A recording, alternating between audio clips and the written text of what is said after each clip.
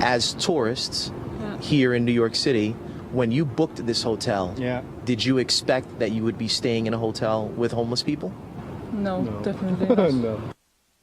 What you see is not always what you get in hotels all over New York City. The Department of Homeless Services has booked hundreds of rooms to house the homeless right beside regular paying guests. Yeah, if you booked to stay in one of those hotels, you'd have no way of knowing who was down the hall. That is until now. Thanks to the reporting of Pix 11, the rules are about to change.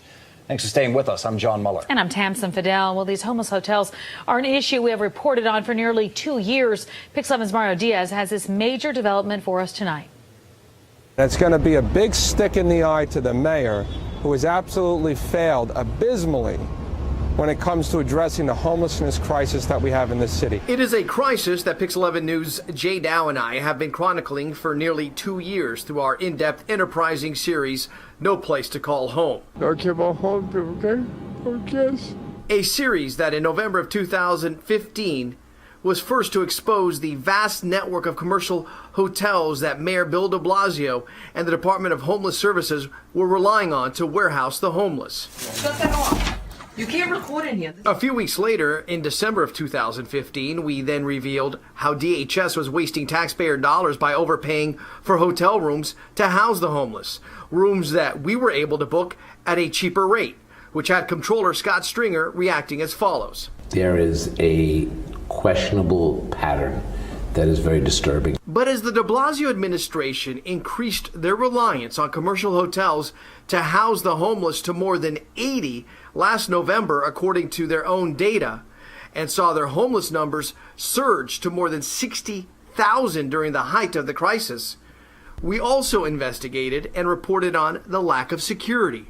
In fact, the NYPD provided us with examples of homeless families and tourists that had been the victim of crimes in some hotels, while at the same time those same tourists were left completely in the dark about their hotels being used by the de Blasio administration as a homeless shelter. The public has a right to know whether or not that hotel or that motel is also being used as a temporary homeless shelter. Councilmember Ulrich's point is one that we have reported on in the past, even asking Bronx State Senator Jeffrey Klein about it in July 2016. We can actually require. But tomorrow, Councilmember Ulrich, who represents the 32nd District in Queens, will take a dramatic step and introduce legislation to make it a city law that any commercial hotel the city of New York is in business with to house the homeless must make paying customers aware, either at reservation or check-in, that the property they will be staying at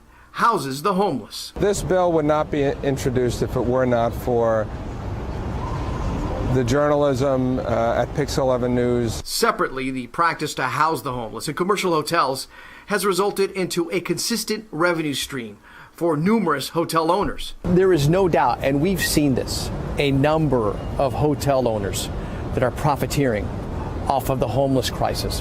What message is being sent to them with this? Well, I think that this is going to scare the daylights out of them. As for the chances that this legislation will pass, it's going to be an uphill battle because the mayor's not going to want it. Councilmember Ulrich tells me also that he expects to have several co-sponsors of this bill after he introduces it at approximately 1:30 tomorrow in City Hall. My colleague Jay Dow will have complete coverage of the day's events tomorrow. But for now, I'm Mario Diaz reporting live from the newsroom. John Tampson, back to you. All right, Mario, thank you. Well, in hotels all over New York City, the Department of Homeless Services has booked hundreds of rooms to house the homeless right next door to paying guests. Yeah, if you booked to stay in one of those hotels, you'd have no way of knowing who was down the hall. That is until now. Pix 11's Jay Dow has more.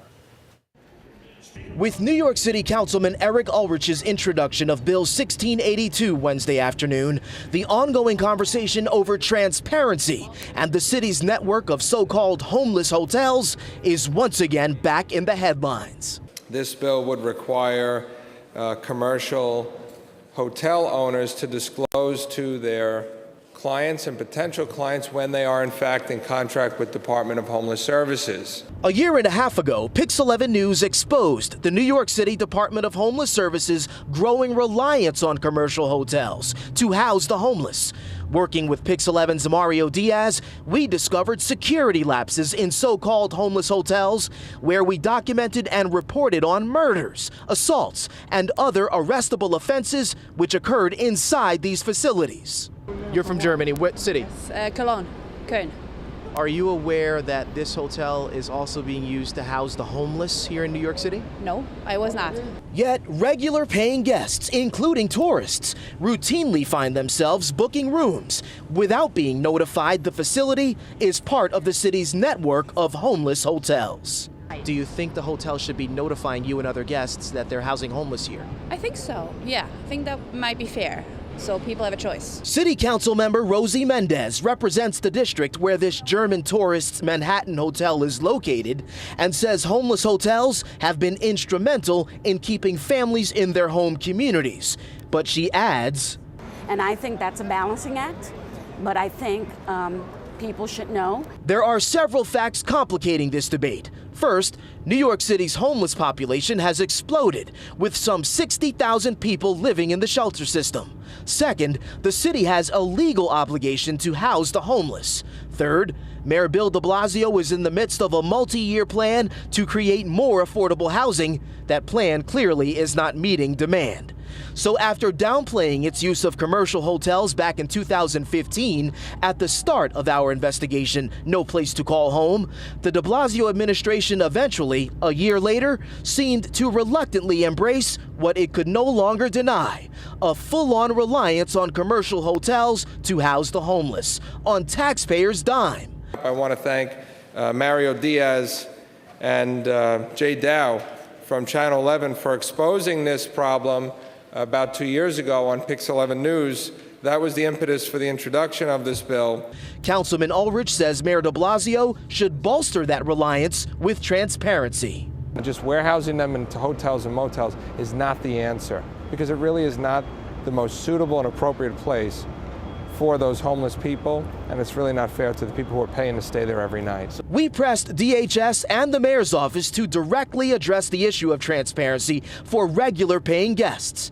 Even though Councilman Ulrich's bill does not call for identifying homeless individuals, a DHS spokesman gave us this statement, quote, "Any disclosure of confidential client information, including addresses where homeless New Yorkers may be sheltered, is a violation of social services law that could put our clients at risk, including domestic violence survivors, as they work to stabilize their lives. While we are reviewing the legislation, we have significant concerns about the impact it could have on our homeless neighbors." It's easy to get hung up in this debate between privacy and transparency and lose sight of the fact that there are real people at the heart of this story. Real families, tourists who pay to stay at these hotels, and real homeless families who are placed there. And let's not forget that Councilman Ulrich's bill is just that, getting it passed. Finding the political will to make that happen in an election year could prove difficult. We are live in Kips Bay tonight. Jay Dow, Pix 11 News. Well, you'll stay on it, Jay. Thank you.